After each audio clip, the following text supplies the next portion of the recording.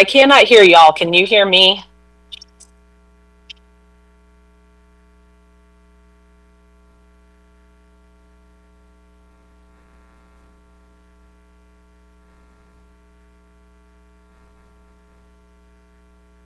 Mic check. I don't think she can hear me. Audio check. Can you hear us now, Jessica? Yes, I can. Much better, thanks. Can you hear us, Sandra? Us, Sandra? Yes, I can hear you all very faintly, but I can hear you. It's so good to see you there, Clem. There you go. Okay. Good afternoon, everyone. As you can see, we are pretty far deep down the bench because I'm chairing today's meeting. I'm going to go ahead and call the August 4th special called meeting of the San Marcos CISD Board of Trustees to order. And we are going to go ahead and go through public forum. Nobody's here. And then we are going to go ahead and move on to item number 3, agenda preparation for the August 18th, 2025 regular school board meeting.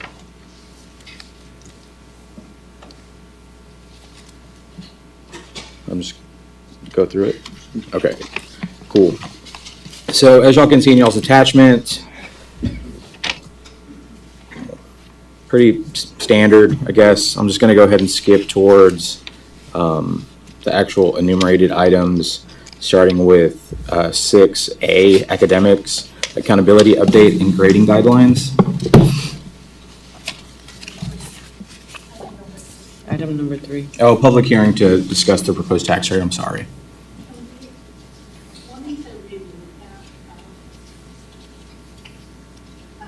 We're not going to have to have a public hearing since we did the public hearing in June. And we would only do another one if we were going to change those rates. We're going to continue with the rate that we had, that we proposed in June. So we don't have to have an additional public hearing. So you're taking it off the agenda? Okay, thank you. Now we'll go down to item number 6A, 1 and 2. For 6A1, the accountability update, we will have 2025 release at that time. That will be available as of August 15th. In addition to that, the state will also release 2024, which we have already presented to the board at the June 16th meeting, but we will be able to provide the board and the public with information that was not previously shared. At that time, we'll be able to tell which one of our campuses may have earned a distinction for 2024. And you may recall when Ms. Nash presented that data, she did not give you all letter grades because we were not, while we knew the number grade, we did not necessarily tie that into a letter grade. So she'll be able to present what the actual letter grade was for 2024, any distinctions that a campus earned, and we'll also be able to do that for 2025 as well as part of the accountability update. For number 2, grading guidelines, we are requesting that we remove the grading guidelines as there is no presentation necessary for that. We are requesting that grading guidelines actually be moved to consent agenda. I guess I'll talk to that later when we get through, when we get to consent agenda. But there is no presentation necessary for grading guidelines at this time. So we're requesting that be removed. So just to reiterate, the administration is requesting that it be removed as a presentation item and moved to consent. Is that okay with everyone? John, anyone? I don't know what is it? What grading guidelines are we supposed to be approving? So the grading guidelines, there is no change from the previous year as far as it's policy EIA local, and it outlines what how we go about grading from the elementary, middle, and high school. So there's no change in terms of how many grades we are required to give each 9 weeks semester for each individual course. And so there's no change that we're making over for this school year. So traditionally when we don't make a change in a policy, it's not on our consent or it's not anywhere, we just don't do anything. Is there a reason we need to approve a no change to policy? Typically, I believe that this has been one that we've, since I've been here, we've brought to the board each year for it to be approved. As part of each year, we've had it under our consent agenda. Okay. Well, I'm fine with it going on there for now, and we can pull it on the day of if we want. Okay, thank you. We're going to go ahead and move on to 6B, Human Resources update. Question. Oh, I'm sorry, Jessica? Are those grading guidelines are separate from the policy that we looked at in June and tabled for August, correct? Yes, that's different from the class rank discussion, which would be policy EIC local. Would You cut out there, Jessica. You might have to say that again.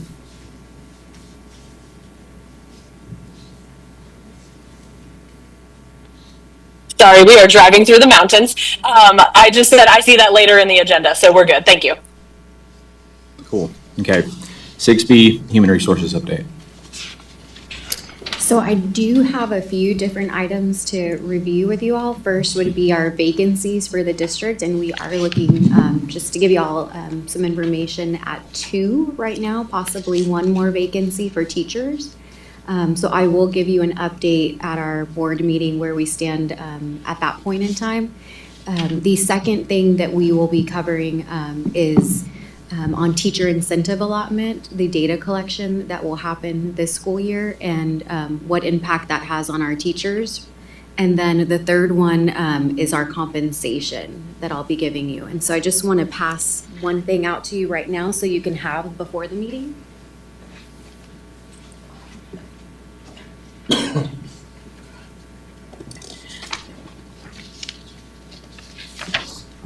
Thank you.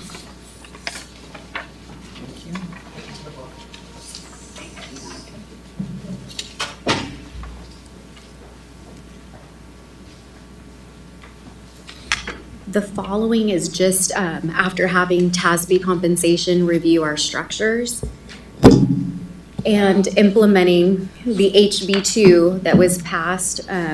It shows the increases to our teachers from years 3 and 4, which is that $2,500, and then 5-year plus as the $5,000. And so that's what you'll see in the first breakdown, which is 0%, because those are the required HB2. And then we do have a Model 2, which is 1% across the district, and then a Model 3, which is 604 across the district, plus the HB2.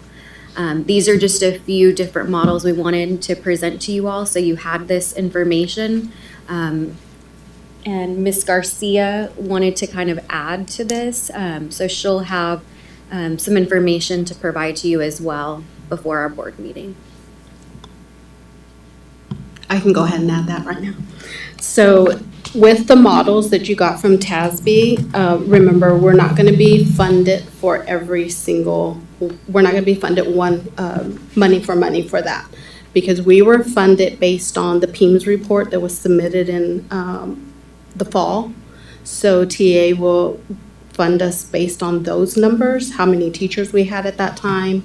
That's how we'll be funded. So our funding is $1,924,600 is what we're going to be funded for these allotments. So whatever is over on these models will come from fund balance. So we'll bring a worksheet that shows if you go with Model 1, we get 1.9, and this is the amount that will have to come out of fund balance. Model 2, how much we would have to pay out of fund balance. So we'll bring that in August when we come to the board meeting. Do you have an approximate amount at this point? Well, for Model 1 on there, if we go with the teacher allotment and the general pay increases and any adjustments, which it comes out to that 2.5 million, that would be about 576,000 out of fund balance. 576 out of fund balance? Yes, and that would be just teachers, nothing more. What are these adjustments? Where do they come from?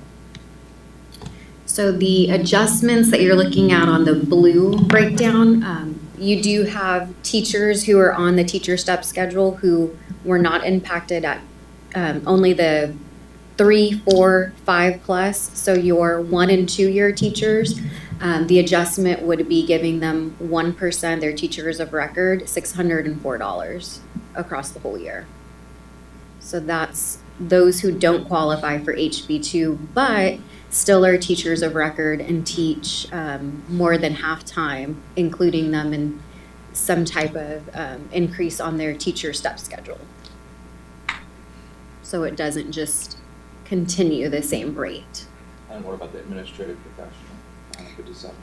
So the administrative professional is in the green area, and then again in the maroonish purple, and you see administrative professional encompasses everyone on the administrative pay grade. That is your counselors, your principals, your assistant principals, all of your central office administrators are in that area. And then we also have your clerical paraprofessional, so your hourly office clerks there, and that is a 1% off of their midpoint. And then your auxiliary staff, that is the 1% off their midpoint. The last section where it says 604, the reason for that 604, if you took the teacher step schedule and only did a 1% increase, then it would be $604 more a year. And so that last option would be giving everyone what you would give the teachers, a 1%. And so the administrative professional, it shows a general, like in the model 2, the 1%. Mm-hmm. It shows a general pay increase of 148K Mhm. and then adjustments of 119K. Sure. Is the 1% the 148,000? So the 1% is the 87, and then going over, it's the 12,000 for the, are Where's you that come asking? from? Yeah, like if the 1%'s in the general pay increase column, Mm-hmm. what's the adjustment column? The adjustment column is for those who went the teacher pathway route, but now have maybe become a ACL specialist. And because of them moving into the administrative pay grade, now they're making less than the teacher step schedule.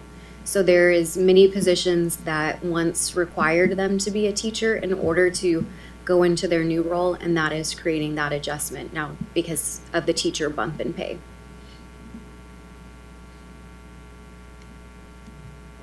And why are, I'll reserve for the meeting questions about whether this is good policy or what have you, but why are we doing this post-budget? Like after we've adopted our budget, now we're coming with basically a 1% increase. What's motivating that? So I know during the budget process, we had paused on any general pay increases because we didn't know what the state legislative decisions would be. And we were hesitant to approve something then and then be told by the legislature, hey, you're going to have to do these raises, and then end up doing both. Okay, thanks. Does anyone have any other questions? I have a few, but wanted to make sure we went around. Jessica, Sandra, do you have anything online? Okay, so I do have a few questions about this. Like Mr. McLaughlin, I'll reserve most of my comments for the board meeting, but I am curious, at least in the way that it's presented, we have to disperse the funds for the teacher pay raises that are obviously connected to state legislation, but everything else, I guess, could be presented separately, right? I guess that would help me at least navigate that decision, at least on a chart, is all of this money is already committed, it's already guaranteed. So there's really not any like debate about that, right? I wanted to follow up and just ask for clarification. So are we saying that we're going to have more teachers of record going into this school year, and that's why we have to pay those HB2 dollars? Or because you're saying like 500,000 is coming out of fund balance based on like PEIMS teacher data. Can you explain that a little bit more, please? Denise can help with this. So on our PEIMS reporting, this it's called an 87 code. It's not been something that every district is required to report to say, hey, you're the teacher of record. TEA pulled that code in order to determine funding. So not all teachers have been coded like that for PEIMS because it wasn't something that we're required to. However, that's how they pulled funding for this initiative. And so there is some missing data collection on how many teachers are coded. And that's something that now all districts are trying to make sure we're in alignment with TEA. I'd be super interested in understanding the methodology of how the school district came up to that decision in previous years. Mainly because I remember a number of like one-off conversations of where, when we talked about pay raises for staff, it was, oh, well, you're not a bilingual teacher of record, so you're not a bilingual stipend. And now it's interesting that that same practice is now a result in like less funding from the state, right? Because they weren't coded as teachers of record. So that might be an agenda item of its own and a conversation of its own. And I don't want to go down that bunny trail, but my point being is, if they weren't coded in a certain way, and we've had these conversations before about teachers coded as teachers of records, why they are, why they aren't, and now it's like a dollar amount that's coming out of fund balance, I do just have some initial frustrations and questions about that. But we can move on. Going on to, Mr. Edmund? oh yeah, If we could, I just want to jump on that point and make sure that for the board meeting that's added to the HR update, like how many teachers weren't coded, why weren't they coded? I guess it cost us $350,000, you know, who was responsible for that coding? I'd like to understand that. We'll go ahead and add that because that's not something that has been a requirement on behalf of TEA. That's a field that they're pulling. So that's not something that we've had to do in previous years. It's something that they are now pulling from districts to pay for TRA. So we can go into detail so that there's a better understanding of what that means. Yeah, as long as you include how many it was, who was responsible for it, and why it didn't happen. Correct. Thank you. One example could be like your interventionists. We didn't code them as a teacher, but they do qualify now for the incentive. So that was something that wasn't coded like that prior. But now moving forward, of course, we're going to code them all that way. So in the next year, we will get the funding for everybody that should get that funding.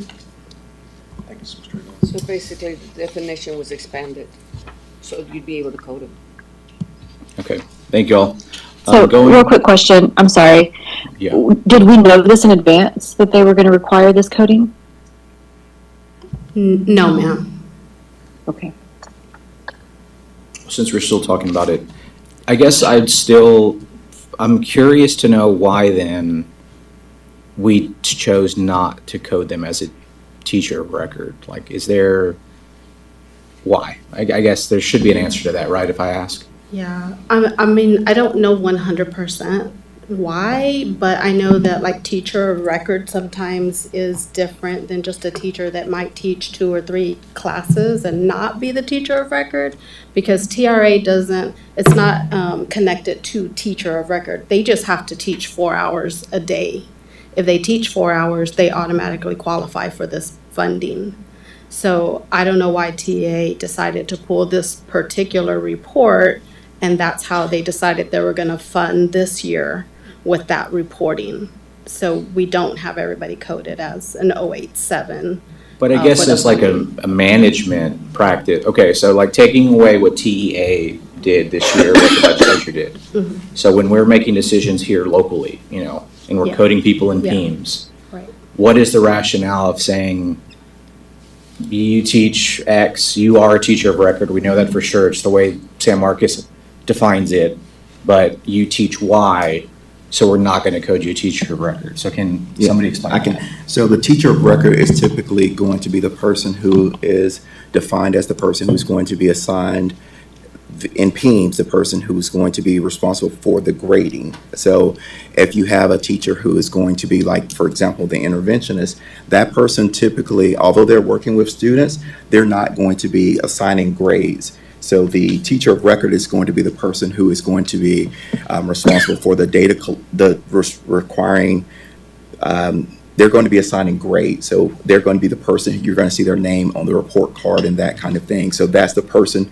you can attribute the grades to, and you can, that's mainly how you would determine who the teacher of record is versus the non-teacher of record. So that's how we go through the PEIMS process of deciding who the teacher of record is. Okay.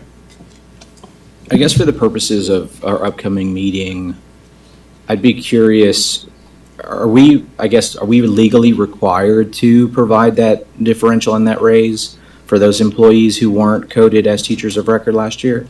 Because we've changed their coding this year.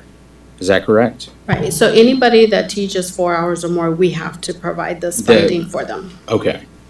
But we can, for the next year, code them correctly, and we will receive the additional funding for them. Okay, thank you. Okay, any other questions? Move on. Okay. Going on to then, I guess we're at 7A, approval of minutes for the regular scheduled board meeting on June 16, 2025, and special board meeting on August 4th, 2025.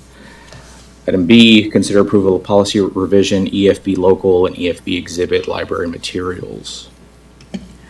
So this is a result of Senate Bill 13, which requires that districts now have what's known as a school library advisory council, and it's regarding parental rights, that we have to have a certain amount of individuals to serve as a check and balance to make sure that library materials meet certain requirements, to ensure that there's no explicit materials as part of your library collections throughout the building. So the board will have a representative, will have a representative from the community, from administration to serve on that panel. And this goes into effective September 1st, 2025. Any questions? Okay. Going on to the next item, consider approval of policy revision, FM local student activities. This relates to the new policy where students who are homeschooled can participate in UIL activities, and we will now be able to, with their attendance, we will have an attendance policy that will be a part of their policy, just like it is for any other student who is part of the district. Questions? Online? Okay. Going on to the next item, D, consider approval of policy revision, FNC local, student conduct, personal communication devices, electronic devices. And this relates to House Bill 1481, the cell phone policy, which is that students are required to have their cell phones turned off during the instructional day, which is from the time that they enter the school until the time that they exit, in accordance to the signing of the bill by Governor Abbott. So I would, Mr. Arredondo, I'd like to pull D out of consent to not consent, because this is an item of much discussion. I'd like to have a better understanding. Okay. So staff, y'all have heard requesting item D to be pulled from consent, and I guess move to, I guess it's an item for action. yeah. Okay. Item E, consider acceptance of certified T-test appraisers for San Marcos CISD. So these are the individuals, our assistant principals and principals, who are responsible for providing the evaluation for our teachers every year. They complete training, and we will be bringing the list of individuals who have completed the necessary requirements to be able to serve as evaluators for our teachers for the upcoming school year. Anything? Questions? Nope. Okay.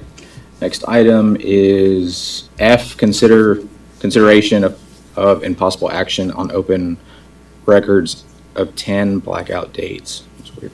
Okay. So this law changed 3 years ago. So if we were to go on spring break, we get an open records request, we wouldn't have to respond. It wouldn't be counted as a business day.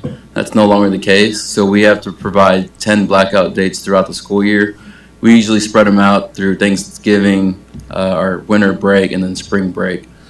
But other than that, that's the only thing we got to approve.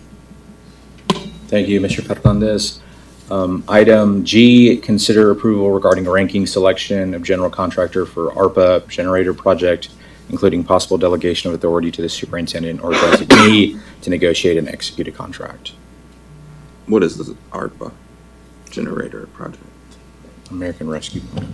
So this is the agreement that we had with the city of San Marcos for the emergency services that came out of, it was the ARP, American Recovery Funds. And we have started this project. We have already secured an architect, designs. This is a second phase of it where we just need to procure a general contractor who will purchase a generator, find an electrician, install, get all necessary closing items and close it out. Mr. Olivares, will you just do like a little refresher? The city's kicking in some money, right? There's a partnership there. Correct. This was, well, actually, the city is more of a pass-through in this case. Yeah. They had received these funds, and I don't remember the exact dollar amounts, maybe $554,000 that we were provided to be able to have an emergency center in the case that we lost power across the city. We previously did not have a location that could house enough of our community and families. So they reached out to us and we agreed to host or utilize our PAC and gym area so that we could have that. But to do that, we need to upgrade some electrical work. We need to have a larger generator that can accommodate those kind of things. So we've been going through this project to try and get that taken care of. Is the cost to the district negligible? There is no cost to the district. Okay, thanks. Thank you. Okay. Next item, H, consider approval of awarded contracts for fine art supplies and support services.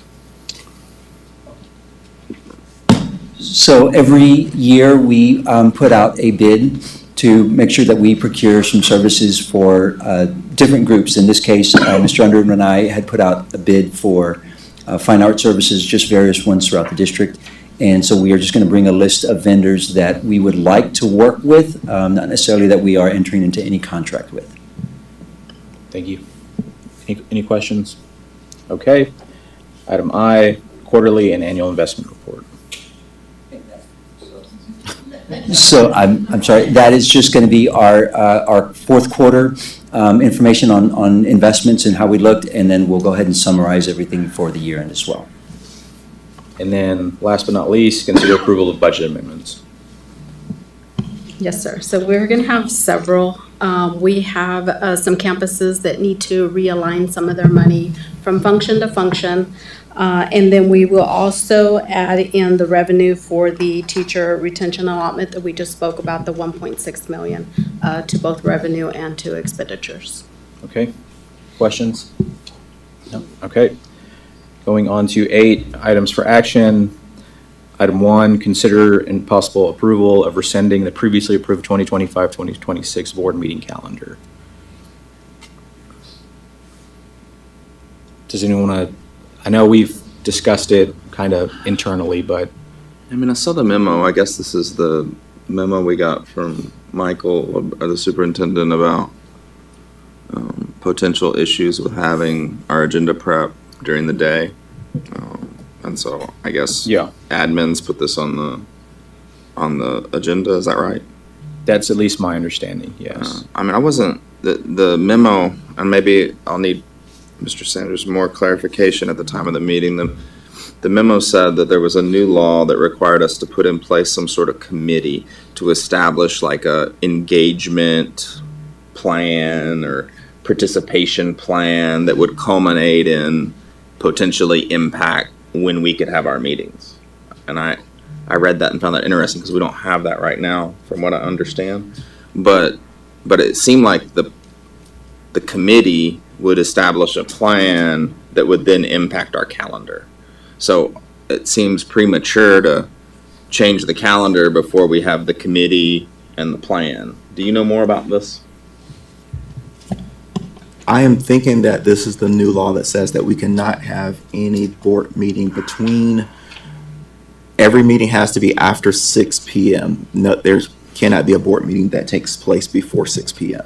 I hadn't seen that one, so maybe you can That send it to me is- before the meeting. That was maybe in the email that Juan Cruz sent, Yeah. where he was saying that we had to make ourselves available to the public, and the public is not available until after a certain hour when they get home from work. That's what I understood from Juan Cruz's memo. Maybe, all right, Go back and look. I'll look at it again and Yeah. we can deal with it at the meeting. Okay. Item 2, consider approval of amended 2025-2026 board meeting calendar. I guess the expectation is we're going to have that conversation, and if we rescind our prior approved calendar, then we will approve the new one that has those amended dates starting at, meetings starting at 6 p.m. So, item B, academics, consideration and possible approval of policy revision EIC local class rank. So there was some language in EIC local as related to class rank that was, some of it was outdated. It referred to several classes that graduated several years ago, and then there was some language that needed to be cleaned up. We did form a committee, and one of the things that we did learn through the 89th legislative session was that there is a Senate Bill 1191, which states that the commissioner will be developing a standard method of computing a student's high school grade point average, and this will be taking effect in December. And as a result of that, we will be providing an update to the board as to what this will look like. And one of the things that we have discussed with the committee was the recommendation of not moving forward with any significant changes at this time due to the potential impact of what will happen when the commissioner makes a change next year going forward that's going to standardize all GPA calculations across the entire state of Texas. And so we don't know specifically what that will look like, but there is a Senate bill that has been approved for the commissioner to have that change take effect. So we're not making changes this time? We're not making changes other than there's language that was outdated in the policy that had to be revised. And so, but we will be giving the board an update as to Senate Bill 1191 so that you all can be aware as to what the impending changes from the commissioner will be coming forth. I thought that there was some language, if I recall, I think it's my first meeting, where it said, like, no one can make lower than an 80 or something. That was that lower than floor to the grade. Has that been modified or changed, or do you recall? CJ, do you know if that piece? That wasn't specified on the 1191. That's why we're just moving forward with the 25-26 grading guidelines will be what we used for 24-25. Okay. And then the committee that we met with had parents, counselors, teachers, so we could kind of get ahead of the work. So we've begun those discussions, and we're basically waiting to see, because the problem is the commissioner's guidelines could be something that just says at least do this and leaves you plenty of wiggle room to then go from there. And it could also be do this, and there's nothing, it must be exactly this. So we had those discussions and said, okay, well, we'll make the conference, but so yeah, the floor and some of those other ideas will be flushed out in 1191 as the commissioner. We were told the commissioner would give us information in December is what we were told, so not even necessarily a policy. Our next update we are anticipating is a commissioner's information item in December. Okay, thanks. Trustee Kane, did you have any questions? I know you'd mentioned this earlier and had some thoughts on it before. Just want to make sure.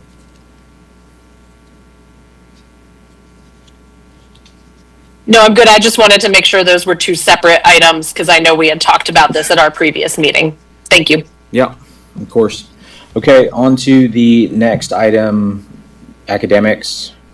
Nope, sorry, you're already there. So consider approval of 2025-2026 student code of conduct. Yes, and so this is our annual presentation, and we will be bringing this forth as a presentation to, and one of the major changes will be along the lines of the cell phone policy, which will be a part of it. In addition to, I believe there's something related to vaping that will also be a change in there. So those are the two major items that will be presented within the student code of conduct that will be a major change from the previous year. Thank you. So I did realize that I skipped the grading guidelines conversation. I know Mr. McLaughlin had brought that up.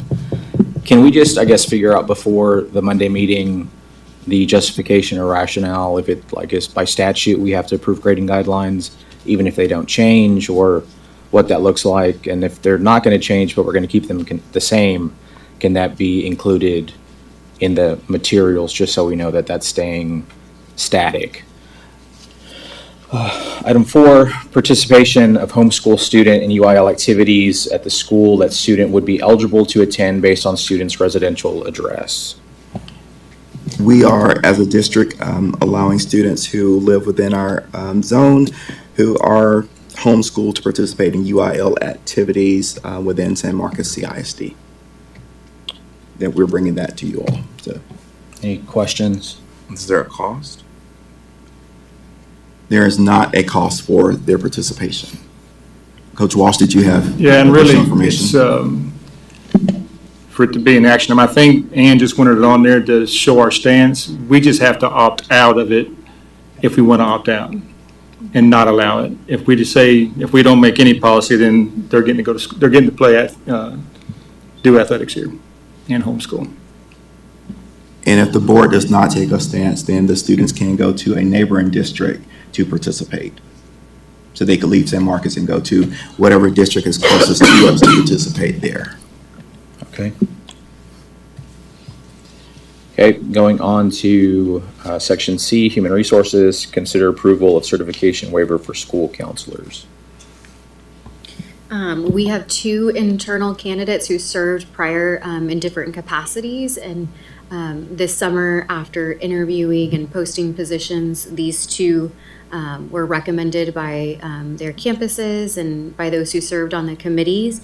They are in programs to be fully certified. However, at this point in time, they are not. And so going through TEA, this would be the next process to put it on the board agenda to complete a waiver. Any questions? Okay, going on to D, Operations, consider approval of City of San Marcos detention, water quality inspection, access easement at Felipe Reina SMCISD Administration Building. This item 1 and the next item 2 were tabled from last month. These are both easements the City of San Marcos has required as part of the construction of this administration building. The board book has the specifics. I don't think there's anything else other than to say that I have a 3rd easement that I need to add for the high school, and it is with Blue Bonnet Electronic. It's electrical easement, and you'll have that in the board book, and it'll be an agenda item as well as part of these 2, including these 2. Okay, any questions, comments from anyone? Okay, then since item 1 and 2 are related, I'm just gonna go ahead and skip down to 3, which is consider adoption of the resolution to identify hazardous conditions within 2 miles of a school campus. So this is an annual agenda item, items for action. Director of Transportation Anthony Shields will be here with a presentation to explain and have y'all approve or disapprove, but it's pretty standard. We've done it every year. No questions? Going on to, Finance, item 1, consider and action to delegate contractual authority to superintendent for the purchase of attendance credit. So this is going to be an action item for the board.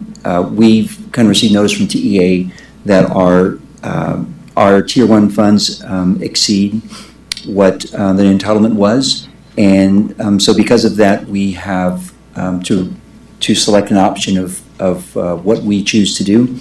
And the option that we're going to be bringing to the board is to purchase the attendance credits. This is what we've done as well last year.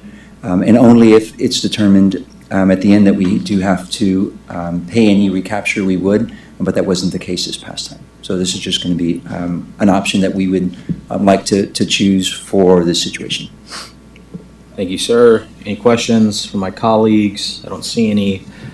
Moving on to the next item, consider acceptance of the certified appraisal rolls and supplemental appraisal roll for San Marcos Consolidated Independent School District.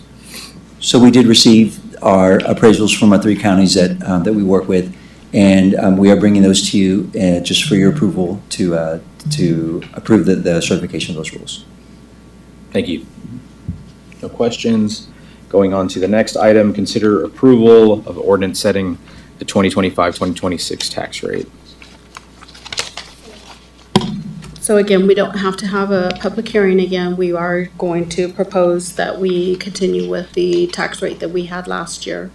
When we provide you with the supplemental tax rolls or the certified rolls, you will notice that the value has gone down. So there is probably going to be a drop in the amount that we will receive this year. So we'll give you that information as well. So you're looking about maybe another $2 million. Okay, thank you. Going on to section 9, closed session as authorized by Texas Government Code, section 551.071, 551.072, and 551.076. Item A, discussion regarding superintendent's evaluation. That obviously has been an ongoing conversation with the board. I know staff doesn't have anything to speak on that item. Going on to B, deliberation regarding the possible sale of the surface and the consideration of the bid received for the purchase, of the real property and any and all improvements described as follows: 501 South LBJ, San Marcos, Texas, Hays County, Texas. So we have this as an item that we will continue to have as a potential action item if we receive bids. I have been in contact with several interested parties, and one has said they would submit a bid to us here the early part of the week. And so I would like to bring that bid to the board. We did ask legal to come and speak with you in closed session so we can clarify anything, ask questions. And then if it's something the board would like to take action on, then it would be an open action item afterwards. I think staff has a comment to make, but just making sure none of my colleagues have a question yet. Okay. Going back on the tax, setting the Okay. tax rate, we do have until September 30th to adopt that tax rate. Now, we're not going to change anything. Like I said, we're going to keep the tax rate the same. However, we are still working with Mukasey. We're waiting for TA to finalize their maximum compressed tax rate. And then we're also working with we're waiting to see what's going to happen with some of the hold harmless that was kind of taken off of our allotments. So there's a lot of changes that could make. I said that we could possibly lose about $2 million with home harmless. We may be able to get that back, so there could or could not be adjustment. So my question is, we could set the tax rate here in August, or we could wait till September and set it then. That way, if there are some adjustments, we can propose those adjustments at that time. I'm just putting that out if we want to wait or we want to go ahead and approve the tax rate in August. Well, I guess if you have a comment, you can make it on the record, but I don't know if there's a preference from my colleagues. Obviously, staff is asking what they would like us to do, proceed with setting the tax rate this month or waiting for potential adjustment. So I look towards you all for any feedback. I think we should wait and get everything in order and make sure that we're doing a tax rate that is good for us.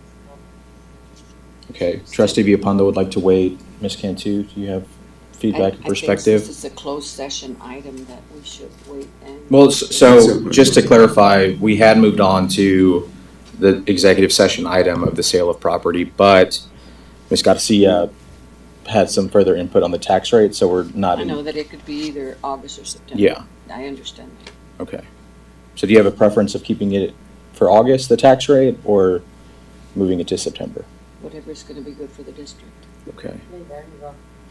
Whatever's best for our district. Mr. McLaughlin, do you have? I can't imagine we're gonna change it, but it No, doesn't hurt. we're not going to change the tax rates. It's going to be the same. And so I can bring those amendments back in September if there's a change in the revenue. So are they not amendments to the rate? They're just other types? Right, no, they're just amendments to the amount of revenue we're going to receive. You might as well set, I mean, in my view, the earlier the taxpayers know what they owe, the cleaner. Yeah. Just from where I sit. But in that discussion, I would like an understanding of what portion of the 2 golden pennies stayed in district. Does that question make sense? We have 8 now. Okay. The ones we added, right? I thought. Yes, I we thought- added 2, so we have And 8. did 100%, do you know right now? Maybe I don't. So 8, so. 100% of that revenue stayed local? Yeah, the 8%, the 8 pennies stay local. Okay. Thanks. Okay, so I'm still So undecided we're- of where we're choosing to keep this tax rate vote. Right now, I feel like it's 50-50, so I'm gonna go to the virtual trustees online to see if they have a preference. I think it's fine to keep it in August. We always have the option of tabling it if it seems like it's worth saving till September then. Okay. And trustee Lopez? I agree. I think if it's not going to change overall, we can go ahead and take care of it in August and make any changes or adjustments we need to in September. Okay, so I guess tentatively, we'll keep it on for the August agenda and deliberate then. Okay, going back to item 9, Mr. Alvarez just explained item B to us. I do have, I guess, a couple of questions regarding that item, Mr. Alvarez. Obviously, this conversation and it being placed on the agenda has created quite a bit of conversation in the community. The thing that I guess has confused me more than anything, and I just am trying to get the information, is what I've heard some people say that the property is worth 1.2. I've heard others that it's 1.7, and everywhere in between. What, I guess, have we posted it as, or, what public-facing communication are we using to advertise the sale of that property? Okay, so we went back and rezoned, platted so that we were only considering lots 2 through 7 because lots 1 and 8 are where Centro Cultural sit on. And once we did that, we asked an appraiser to come and do a new appraisal just on that lot. That appraisal was done, I believe, late last year, and that came out about 1.722 million. And so that is part of the bid package that we have included in that appraisal.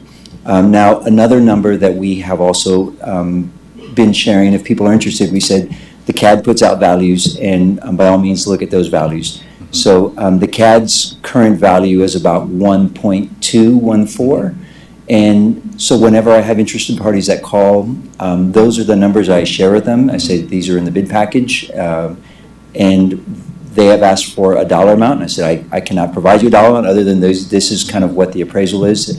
And I encourage them to make a bid at their best discretion based on those values. And now that is with just the lots 2 through 7. Okay. That's in alignment with what I thought I understood and knew, so thank you for clarifying that. And then just to clarify, I'm sorry, there was a change in how we put this bid out, in how we had previously had other bids, where it is a recurring bid that it will stay open indefinitely until we decide to permanently take it down, or until the board makes a decision on accepting an offer. And so it will continue to stand as an action item if the bid that we receive and review is not approved by the board. And so I think it's important for the community just to know that that will be a standing item until it's decided that it is sold or that we are not going to sell it. Yes, Mr. McLaughlin. So it's my preference that this not be an item on our agenda until we have an offer, a purchase, or a bid.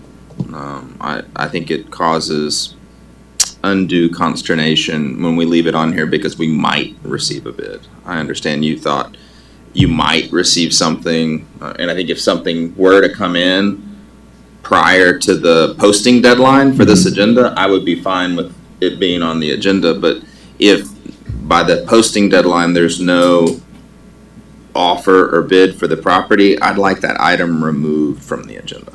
I understand. The information that we had put in the bid package had said up until the Monday prior to the board meeting, offers could be received. But I'll be happy to get back with legal and look if we can somehow adjust that so that we're only bringing offers to the board if it's something that we've received.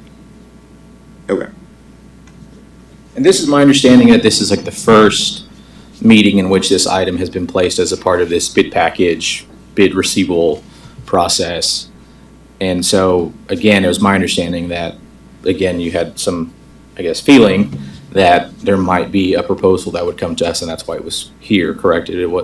Had you not received that information, would it have still been on the agenda as an item? Or, We could have removed it at this point Yeah. during agenda Okay. prep if we felt it was needed. But yes, again, I've been in contact with one particular Someone. individual that has guaranteed me that they are going to be submitting a bid prior to the deadline Okay. for the board to review. okay, thank you. Going on to item C, consultation with attorneys regarding grievance process. My understanding, this is here to give guidance on our grievance process and just kind of have an open time to talk with the board with our attorneys on things that are following our policy as far as being heard at level 3. And so that was added. Was this an item requested by staff or a board member, or how did it get on here? I believe it was in consultation with legal. So Our Juan superintendent. and- wants to come present to the board and charge us billable hours to update us on the grievance process. I tease, but I'm serious asking, like, is this another item that legal has requested to present to us on?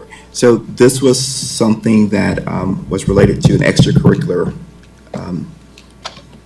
that the superintendent had received some information that he shared with Trustee Halsey, Okay. and that's how this got on the agenda. So this is a specific situation, not just a global conversation on grievance processes? That's part of a larger issue Okay. for you all to discuss, yes. Okay, awesome. So there is something to discuss, not just a, hey, let's check in, catch up about grievance Correct. processes. Correct. Because there's not an action, like there's not a corresponding action in 10, so it's just like a conversation. Is to give guidance on the process for hearing grievances connected to extracurricular activities in the district. For us to give guidance on that? Yes. Okay. Okay.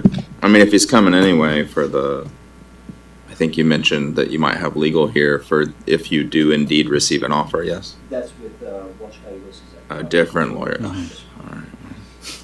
I'm not against lawyers making money, so. Okay, going on to section 10, action items for the subsequent items. Discussion and action regarding superintendent's evaluation, consideration of possible action regarding the sale of surface only of real property of any improvements, including consideration of possible action regarding the bid received from the purchased property and all improvements. And then finally, item 11, adjournment. Do any of my colleagues have any agenda item requests before we close out the agenda preparation section of this meeting? I would like an understanding of what's going on with the high school parking lot and how it will impact circulation, if it will impact circulation next week. Yeah, I'll give you an update right now. So, the parking lot will be finalized Thursday morning in time for back-to-school night all I on needed Friday, to know. on Thursday evening. I saw it torn up. And And I remember what the first week's usually like, so I was already making sure I wasn't doing the drop-off. It is. It'll be ready, certainly ready for back-to-school, and we will have it ready for back-to-school night on Thursday. Then I don't need that on the agenda. Okay, just to dovetail from that, obviously there have been some community members who have taken to social media to announce their own updates regarding construction timelines and dates of readiness. So whatever communications can do to put out the factual information of that. And, I don't want you to jump the gun, but obviously there's now a narrative to push back on that is online and on social media. So thank y'all for y'all's work. Yeah, that's most definitely the plan, that they hear communication from us before the first day of school, and especially back to school night. But just out of an abundance of caution, we didn't want to send anything out until we saw the parking lot complete. I hear you. I know. Yeah, like I said, you don't want to jump the gun on that, but obviously people are announcing our back to school plans before we do. Other than that, if there's no other agenda item requests, I'm going to close out the agenda preparation portion of this agenda item, and now I will entertain a motion to adjourn. Motion by trustee McLaughlin, seconded by trustee Villapando. All those in favor, please say aye, raise your hand. Okay, all nay? Nobody? All right, unanimous, thank you. We are adjourning at 12:53. Good job. If this is the only Thank agenda you. for Thank you. See you in a couple weeks. today, I'm gonna enjoy dinner tonight. The rest of them, I live.